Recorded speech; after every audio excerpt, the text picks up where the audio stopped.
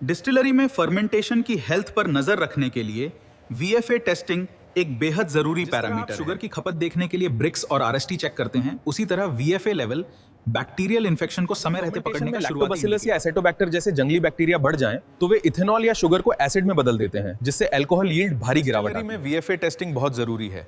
ये यील्ड के नुकसान से बचाती है, यीस्ट पर बुरा असर रोकती है और डिस्टिलेशन में दिक्कत नहीं होने। टेस्ट करने के मुख्य तरीके, प्लांट की लैब इंफ्रास्ट्रक्चर के हिसाब से वीएफए टेस्ट करने के मुख्य रूप से 2-3 तरीके अपनाए जाते हैं। स्टीम डिस्टिलेशन और टाइट्रेशन। सबसे आम प्लांटेशन मैश या वॉश के सैंपल को सेंट्रीफ्यूज या फिल्टर करके पहले साफ किया जाता है, फिर उसमें कोई मिनरल एसिड जैसे फिर उसमें कोई मिनरल एसिड मिलाकर पीएच को 2.0 से नीचे लाया जाता है। इससे सारे फैटी एसिड सॉल्ट्स अपने वोलेटाइल फॉर्म में आ जाते हैं। स्टीम डिस्टिलेशन के जरिए इन इवेपोरेटेड एसिड्स को अलग कर लिया जाता है और फिर उसका टाइट्रेशन किया जाता है। प्रोसीजर क्या है? सबसे पहले क्या करेंगे कि मैश या सैंपल को, जो मैश सैंपल है उसको सेंट्रीफ्यूज करके साफ डिस्टिलेशन सैंपल तैयार करते हैं। उसके बाद से क्या करते हैं कि एक निश्चित मात्रा जैसे कि 50 ml सैंपल को डिस्टिलेशन फ्लास्क में ले लेते हैं और उसमें H2SO4 की कुछ बूंदें डालते हैं। स्टीम डिस्टिलेशन यूनिट को चालू करते हैं और लगभग 100 ml या 200 ml उसमें से डिस्टिलेट को कलेक्ट करते हैं। इस कलेक्टेड डिस्टिलेट में फिनोल्फ्थालीन इंडिकेटर डाल करके 0.1 नॉर्मलिटी का सोडियम हाइड्रॉक्साइड के साथ टाइट्रेट करते हैं जब तक कि हल्का गुलाबी यानी कि पिंक कलर ना आ जाए। कैलकुलेशन में जो VFA होते हैं, वोलेटाइल फैटी एसिड्स होते हैं, उनके अकॉर्डिंग करते हैं कितने मिलीग्राम पर लीटर में प्रेजेंट हैं।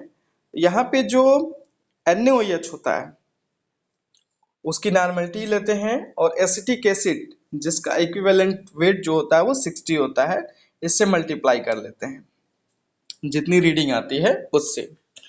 और फिर क्या करते हैं कि उसमें 70 से डिवाइड कर देते हैं। इससे हम लोग का क्या निकल जाता है, कितने वोलेटाइल फैटी एसिड्स हैं वो पता चल जाता है।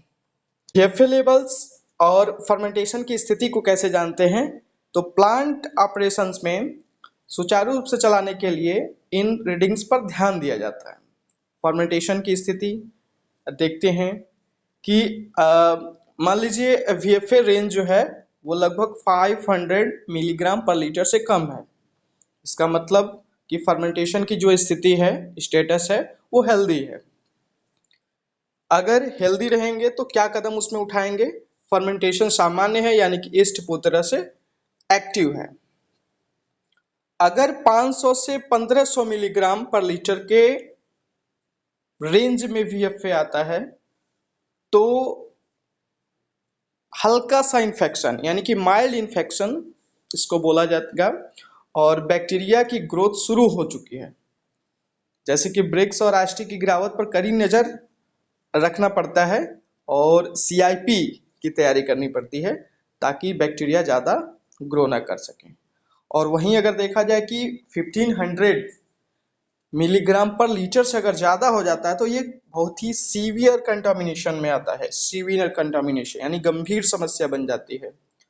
इसमें क्या होते हैं कि फर्मेंटेशन स्टक होने की कगार पर है और तुरंत एंटीबैक्टीरियल एजेंट जैसे हॉप एक्सट्रैक्ट्स, क्लोरीन डाइऑक्साइड या स्वीकृत एंटीबायोटिक्स का डोज देना जरूरी है।